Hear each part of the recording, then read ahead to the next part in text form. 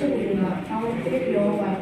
அவன் தன்னால் எல்லாரும் விசுவாசிக்கும்படி அந்த ஒளியை குறித்து சாட்சி கொடுக்க சாட்சியாக வந்தான். அவன் அந்த ஒளி அல்ல, அந்த ஒளியாய் குறித்து சாட்சி கொடுக்க வந்தவனாய் இருந்தான். உலகத்திலே வந்து எந்த மனுஷனையும் பிரகாசிப்பிக்கிற ஒளியே அந்த மெய்யான ஒளி. அவர் உலகத்தில் இருந்தால் உலகம் அவர் மூலமாய் உண்டாயிற்று. உலகமோ அவரை அறியவில்லை. அவர் தமக்கு சொந்தமான நிலையை வந்தார். அவருக்கு